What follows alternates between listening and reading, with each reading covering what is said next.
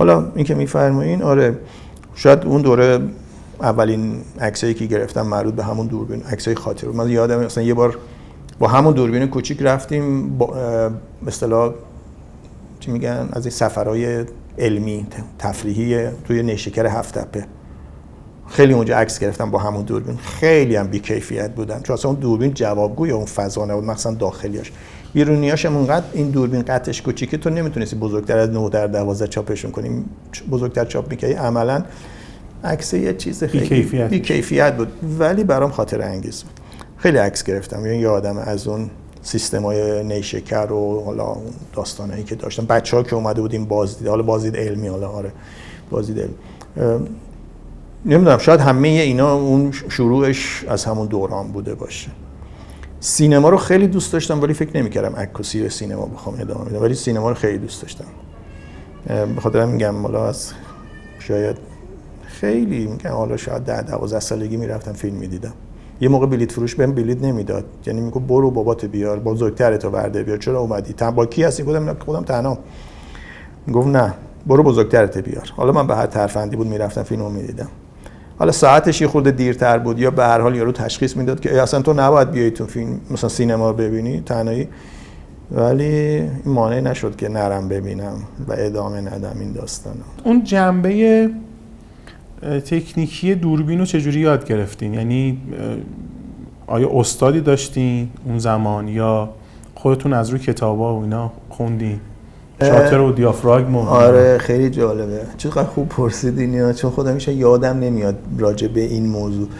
من حالا این باز شاید یه مرحله بعد از اون دوران دبیرستان خب علاقه‌مندیم به سینما، حالا یه مقدار میگم در حدی که منابع بود مطالعه راجع به سینما، عکاسی چیه ماجراش، حالا میگم حتی اینا که میگم دوره چون اون چاپ و اینا رو هم تو اون حموم گذرونده بود دوره‌شو، ولی جای آموزش ندیده بودم به صورت خیلی جدی و آکادمیک و حالا دوره جای آموزشگاهی. یه خاطره بگم، من یه رفیق دارم هستش انشالله که 120 ساله باشه. من اولین حقوقی که گرفتم کار کردم رفتم برایش دوربین لوبیتل خریدم برای اون چون سینما میخوند، ولی خودم نداشتم دوربین، برای اون رفتم خریدم. یه جا کار میکردم، اولین حقوق گرفتم یادم 500 تومنم خریدم، 5000 ریال 500 تومن یه دوربین لوبیتل خریدم. بعد این دوربینو یک یادداشتی معمولا شما میرفتی عکس فیلمتو میدادی لابراتوار ظهور کنه، روی پاکتایی بهت میداد، رو پاکت مثلا نشود توی هوای آفتابی دیافراگم این باشه، سرعت این باشه، تو هوای ابری سرعت این دیافراگم، همینطوری مثلا نور کم یه چیزایی تعریف کرده بود بر اساس مثلا فیلم فلان. خب این شد آموزش ما. من اینو بریده بودم کرده بودم تو این یه بغلی داشت این دوربین، حالا به دوستمون داده بودم ولی خودم ازش میگرفتم کار میکردم باش، با هم عکاسی میکردیم چون اونم خیلی علاقه داشت مثلا به سینما. شاید اولین آموزش من همون جدوله بود و هر کی هم مثلا می‌خواستم بهش بگم میگفتم این جدول رو رعایت کنی عکسات 80% درست میشه. بعد نسبتا هم حالا در میومد اصطلاحاً در اون حدی که ما درک میکردیم از کیفیت. برای ما اصلا اون جذابیتش ثبت عکس بود، این که حالا چقدر کیفیت داره الان راجبش قضاوت میکنیم، ولی اون موقع خیلی به این فکر نمیکردیم. حالا لوبیتل هم دوربین همچین درجه یکی نبود ولی نسبت به اون 110 خیلی خدا بود به قول خودمون. و شاید اولین آموزش‌های من از طریق همون جدوله بود. بعد کتاب گرفتم خوندم، مثلا رو کتاب خیلی چیز نمیشد یاد گرفت چون باید اینو عملاً تجربه میکرده. بعد همین دوستمون یه دوربین یاشیکای اف آر خرید. خب دوربین 135 بود، نسبتاً مدرن بود. حالا اون دوربین رو هم داشت، اون لوبیتل رو. من خیلی وقتا این دوربین ازش میگرفتم کار میکردم. بعداً هم این دوربین ازش خریدم. خودم این خرید داشتش، حالا دوره خاص بفروشم من ازش خریدم. من با اون دوربین میشه گفت اگر بخوایم بگیم نه حرفه‌ای ولی به یه شکلی آماتوری شروع جدی تری با اون دوربین شروع کردم، با اون یاشیکا، با همون یاشیکا. و 3-4 سالی اون دوربین رو داشتم. تو بعد دیگه حالا به قول خودم مرحله بعدی بود که بحث دانشگاه بود، بحث شروع عکاسی حرفه‌ای در واحد عکاسی شبکه 1.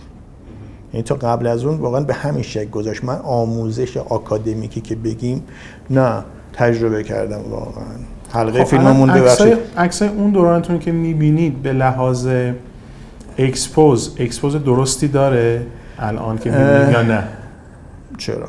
چون خیلی وقت من اسلاید میگرفتم باشه. اسلاید خیلی اکسپوز سختایی داشت. اصطلاحاً حالا اون دوستانی که شاید ندونن اسلاید چیه، نسل جدید، اسلاید تصویر پوزیتیو از سیستم آنالوگ و نوردهیش خیلی دقیق تره. یعنی شما با 1/3 استاپ بالا پایین کردن عکستون اووراندر میشه و باید نورسنجی دقیقی میشد و خروجی درستم. خب پس میشه گفت رسیده بودم به اون به لحاظ اکسپوزی. حالا من بحث عکاسانه و نمیدونم مفاهیم و کادبندی و اینا کاری نداره، ولی به لحاظ اکسپوز آره رسیده بودم. مثلا نگاتیوهای اون موقع ما میبینم هنوز هست بعضیاش، حالا خود خانوادگی و شخصیه ولی هست اوکی ان. اسلایدایی اگر پیدا کنم یادم همون موقع میدادم ظهور میکردن 80-90% اوکی بود. برای خودش خیلی بود. یعنی میگم این بدون هیچ میشه گفت پیش زمینه آموزش جدی، ولی با همین شرایط من رفتم تو واحد عکاسی شبیه کار کردم و پذیرفته شدم. پس میشه گفت حالا تا یه حدی قابل قبول بوده که اون دوستان به هر حال یه محیط حرفه‌ای بود پذیرفتن این. خب ببینید می‌خواستم به چی برسم از این سوال. خواستم به این برسم که شما بدون آموزش و بدون استاد به یه حد استانداردی خودتون رسیدین. درسته؟ حالا نظرتون در مورد این به من بگین که آیا کسی میتونه توی زمان حال که اینترنت هست، یوتیوب هست، سوشال مدیا هستن، میتونه بدون استاد به اون استاندارد برسه یا نه؟ به لحاظ فنی؟ به لحاظ فنی. اصلا زیبایی شناسی رو بذاریم کنار. به نظرم میتونه. چرا؟ حالا حتی تو بخش زیبایی شناسی، تو بخش حالا کادبندی هم به هر حال کمپوزیسیون هم بخشی از زیبایی شناسی تصویرمونه.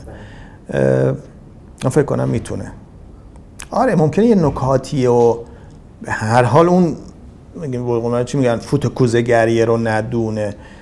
اول که مهمترین مسئله ما ابزارهایی که داریم، دوربینایی که داریم اینقدر دقیق طراحی شدن به لحاظ اکسپوز، به لحاظ رنگ، به لحاظ حساسیت. یعنی شما فقط کافیه اون تنظیمات اولیه رو که توی جعبه دوربین باز میکنید به شما میگه این تنظیمات سریعه، شما میخواید فقط عکس بگیرید، الان کاری به تنظیمات جزئیاتش نداریم، دیتیلاش. شما همون رو رعایت کنید میتونید عکسای خوبی داشته باشید. خب بس هیچ بدون آموزش میتونه خروجی نسبتا قابل قبولی داشته باشه. حالا بحث زیبایی شناسی، شما یوتیوب میگردید انواع و اقسام آموزش‌ها رو تو بخش‌های مختلف به شما میده. یعنی میخوام بگم اینقدر اطلاعات، اینقدر دسترسی‌ها زیاد شده به راحتی میتونید یاد بگیرید، تجربه کنید. حالا همه اینا عالیه. بحث همیشگی که هست بین عکاسای حالا حرفه‌ای و علاقه‌مند یا مبتدی اینه که چی پشت این دکمه شاتره، چه نگاهی هست. چون این نگاه مهمه که شما رو متمایز میکنه. 10 نفر با هم میرن تو یک محیط محدود، حالا مثالم خاصی برات میزنم، هر کس نگاه خودشو داره، هر کس نگاه خودشو داره تو یک محیط محدود. ممکنه خیلی نزدیک هم باشه به لحاظ فضا ولی نگاه متفاوت.